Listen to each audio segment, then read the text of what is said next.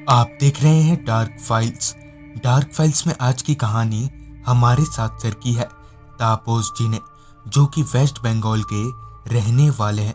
तो चलिए बढ़ते हैं आज की इस कहानी की ओर।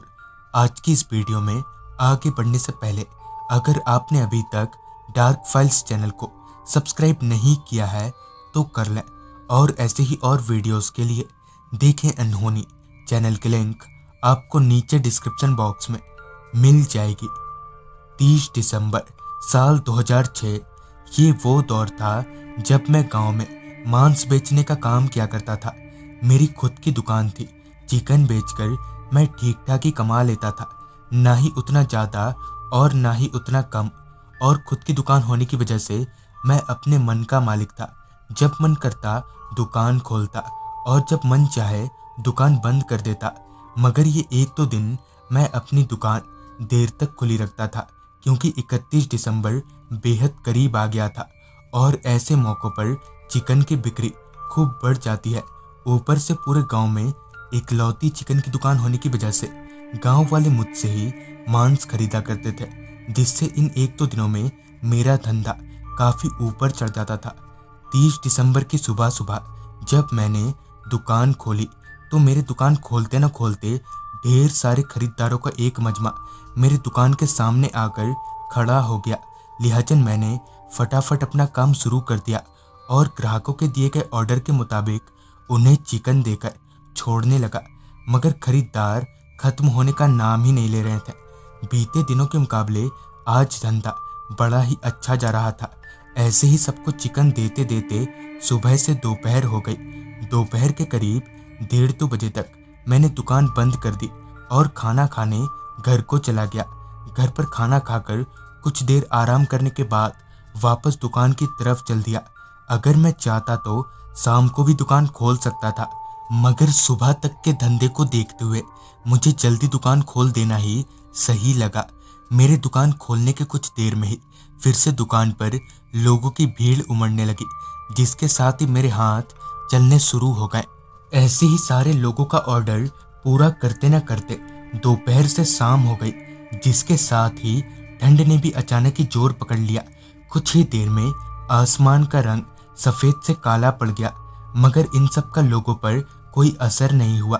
खरीदार अभी भी चिकन खरीदने मेरी दुकान पर आ ही रहे थे, मगर जैसे जैसे रात बढ़ती चली गई वैसे ही लोगों की भीड़ भी कमती चली गई। रात के करीब 9 बजे तक गांव का वो पूरा इलाका गहरी खामोशी में डूब गया। वैसे तो इतनी जल्दी सारे दुकान बंद नहीं होते हैं, मगर ठंड इतनी ज़्यादा थी कि ना तो खरीदार को कुछ खरीदने का मन कर रहा था और ना ही दुकानदार को कुछ बेचने का। इसलिए सबने जल्दी ही अपनी दुकानें बंद कर दी।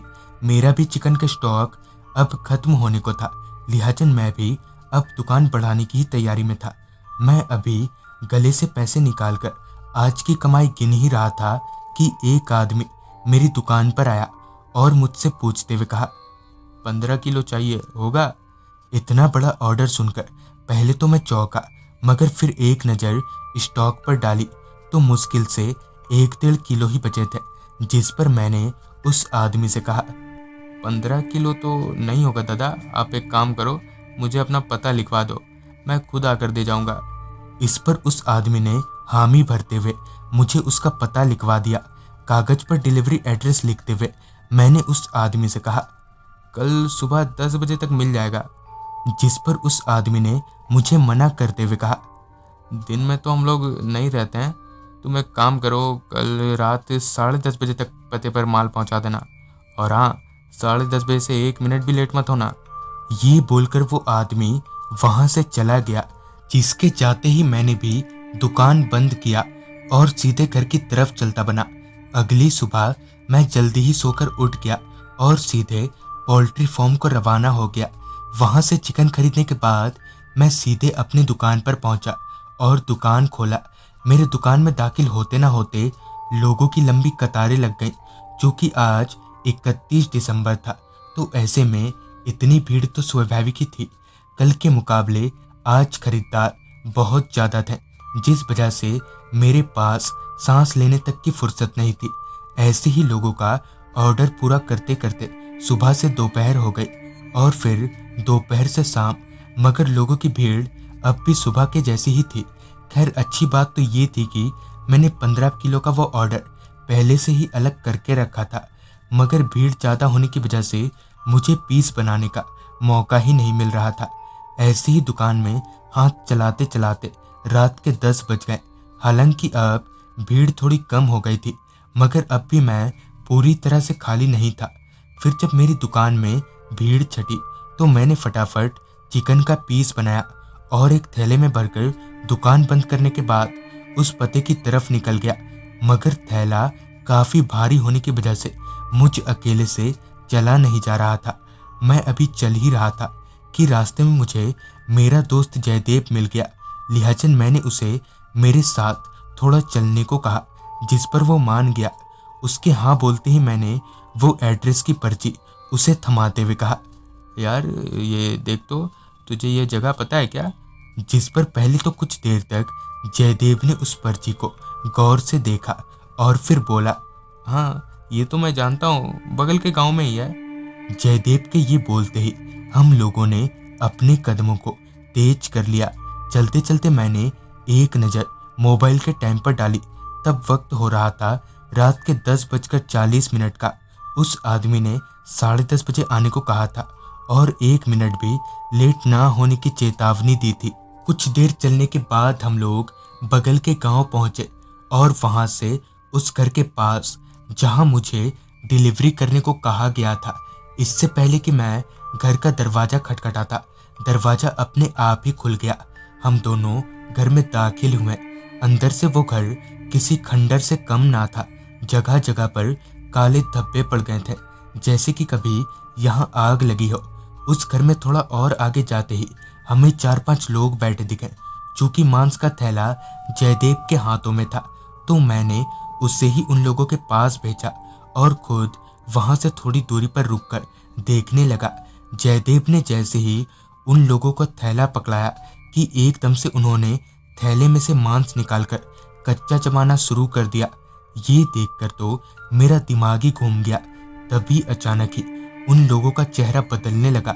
इससे पहले कि जयदेव वहां से भाग पाता कि एकदम से उनमें से एक आदमी ने जयदेव का गला पकड़ लिया और उसे गले से उठाते हुए एक भारी सी आवाज में बोला, कहा था ना देर मत करना। उस आदमी की यह आवाज सुनकर मेरी तो जान ही सूख गई। मैंने बिना कुछ सोचे समझे वहां से सरपट दौड़ लगा दी और भागकर अपने गांव पहुंचा। अगली सुबह गांव वालों को पूरी बात बताकर मैं उनके साथ उस घर के दरवाजे पर पहुंचा तो जयदेव की लाश दरवाजे पर ही पड़ी थी।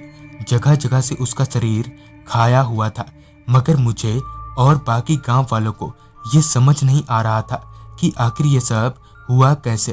तभी उसी गांव के एक आदमी ने बताया कि आज से कुछ 3-4 साल पहले ये घर एक क्लब हुआ करता था, जहां लोग शराब वगैरह पिया करते थे। मगर 3 साल पहले 31 दिसंबर की रात यहाँ शराब पीने का प्रोग्राम चल रहा था, मगर पता नहीं कैसे उसी वक्त इस क्लब में आग लग गई। तो पहले तो नशे में धुत होने की वजह से लोगों को कुछ समझ नहीं आया, और जब समझ आया तब तक बहुत देर हो चुकी थी। तब तक सारे लोग जलकर मारे गए थे। तब से दिसंबर की हर 31 तारीख को उनकी आत्मा यहाँ आती है।